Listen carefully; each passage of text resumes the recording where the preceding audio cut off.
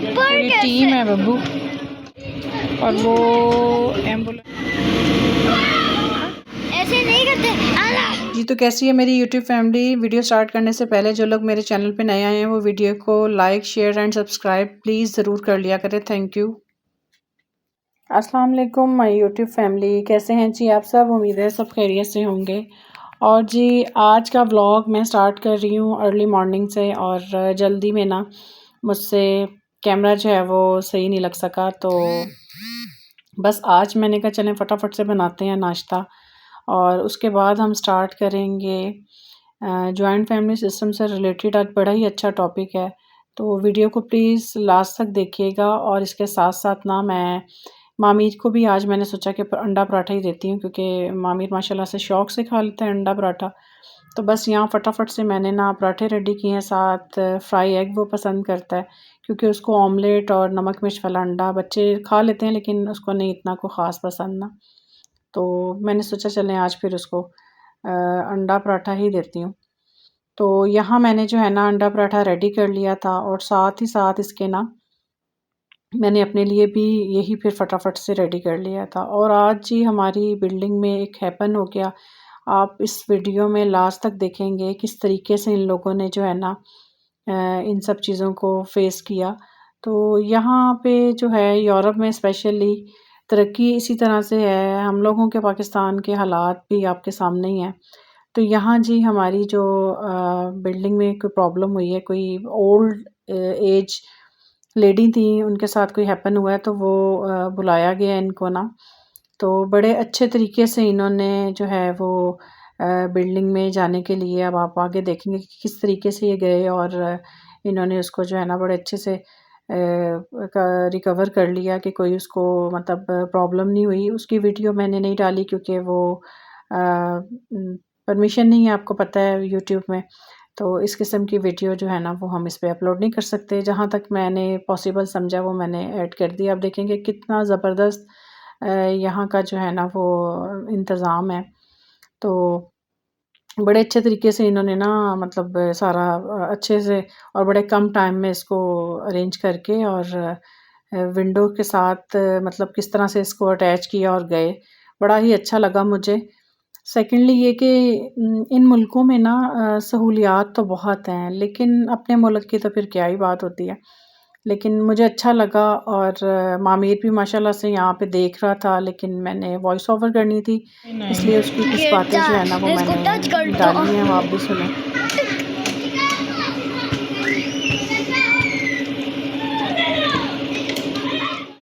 साथ ही साथ जी आज का टॉपिक है हमारा जॉइंट फैमिली सिस्टम से ही, कि जॉइंट फैमिली जो ट्रॉमास होते हैं उनमें जो एक मेन टॉपिक होता है ना वो ये है कि आज की इतनी बड़ी दुनिया में ना लोग ही लोगों के दुश्मन बने हुए हैं। स्पेशली औरत ही औरत की दुश्मन बनी हुई है।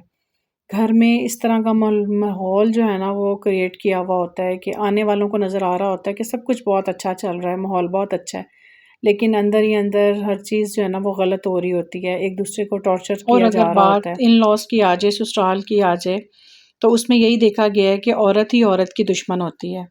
और ये बहुत से लोगों की मुतफ़िक़ा राय है कि ख़ासकर ससुराल में औरत ही औरत की जो है ना वो दुश्मन होती है, क्योंकि औरत ही औरत पे इस तरीके से वार करती है ना कि बहू के रूप में, सास के रूप में, कहीं-कहीं पे बहू मज़लूम होती है, सास मज़लूम होती है और कहीं पे नंद मज़लूम होती है।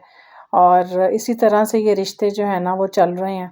और बहुत सी जगहों पर तो इसके बिल्कुल ऑपोज़िट होता है कि सासें और नंदें बिल्कुल मज़लूम होती हैं और जो बहू होती है ना वो बहुत ज़ालिम होती है कि बेटा घर पे आया है, उसके सामने रवैये कुछ और होते हैं और उसके बैक पे जो है ना फुल फ्लेज जो है बहू जो है सास और नंद से ना इस तरह का मुकाबला कर रही होती है कि वो अकेली होके मतलब विन कर जाती है और सास और जो नंद है ना वो बेचारी मज़लूम बन जाती है। तो ये सब जो है ना आजकल हमारे मुआशरे का हिस्सा बन चुका हुआ है कि स्पेशली अब तो आते ही होता है कि जी अलहदा घर होना चाहिए, हर चीज़ अलग होनी चाहिए। एक घर में रह के भी अगर सब कुछ सेपरेट है ना फिर भी एक दूसरे को जीने नहीं देना होता। हमें इस चीज़ से मतलब बचने के लिए ना बहुत सारी एहतियात करनी पड़ती हैं, हर चीज़ को देखना पड़ता है। और सेकंड ये है कि ऐसे लोग जो होते हैं ना वो थोड़े से मीठे होते हैं, मीठे बन बन के ना अपना काम निकलवाते रहते हैं। जब उनका अपना काम निकल जाता है तो फिर वो एक ही बार वार करते हैं। थर्ड ये कि जो ये टॉक्सिक बिहेवियर होते हैं ना, ये इंसान की लाइफ में बहुत ज़्यादा इम्पेक्ट डालते हैं। इस चीज़ का इतना ज़्यादा इम्पेक्ट होता है कि लोग पूरी पूरी ज़िंदगी जो है ना वो डिप्रेशन में गुजार देते हैं, जिसकी वजह से आप कह लें कि ज़िंदगी बिल्कुल एक तरह से बर्बाद ही हो जाती है इस डिप्रेशन की वजह से। यानी कि इस रिलेशन में ऐसा होता है कि आपको अपने इन लॉज में ससुराल में ऐसे लोग नज़र आएंगे कि आपको ये समझ ही नहीं आ रही होगी कि ये अच्छे लोग हैं या बुरे लोग हैं। और इसके साथ साथ आपको ये भी सोचना होगा कि आपने इनसे तल्लुकात रखने हैं या नहीं रखने हैं, क्योंकि इस किस्म की सिचुएशन वाले लोग, एक तो ऐसा होता है ना कि एक बंदा है जो आपके मुंह पे बुरा है, आपको पता भी है कि ये आपके खिलाफ बातें करता है, इससे तो आप अपने आप को सेव कर सकते हैं। लेकिन ये जो ट्रॉमा बॉन्डिंग होती है ना, इसमें इंसान फंस के रह जाता है, पता नहीं चल रहा होता कि हमने क्या करना है।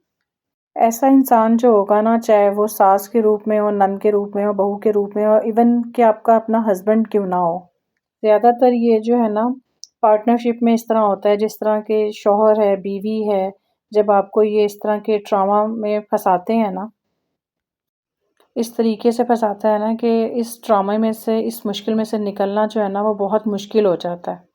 ट्रॉमा बॉन्डिंग में जो है ना इस तरह से होता है कि आपको बहुत प्यार मोहब्बत से हर चीज़ को दिखाया और सिखाया जा रहा होता है कि जी बहुत सब कुछ अच्छा अच्छा चल रहा है, बहुत ज़्यादा उस पर जो है ना मोहब्बतें निछावर की जा रही होती हैं कि, और उसको भी ऐसा लग रहा होता है कि इन सब चीज़ों से, इन रिश्तों से अच्छा तो कोई मेरे लिए हो ही नहीं सकता। और ये सब कुछ जो है ना कुछ लम्हे या कुछ दिन की ही बात होती है, जब सब कुछ ये गुजरता है ना, ही आपको ऐसी ऐसी चीज़ें देखने को मिलती हैं, इमोशनल ट्रॉमास आपको नज़र आना शुरू हो जाएंगे। और जब ये सब कुछ आपको नज़र आता है ना, तो फिर आपको कुछ समझ नहीं आ रही होती कि ये इस बंदे का असल रूप है या जो इससे पहले था वो असल रूप है। तो ये सब चीज़ें जो है ना, इनको टैकल करना बहुत मुश्किल होता है, लेकिन वक्त के साथ साथ जब टाइम गुजर रहा होता है ना आपका, तो सब कुछ आ जाता है। लेकिन शुरू में बहुत ज़्यादा प्रॉब्लम्स को फेस करना पड़ता है।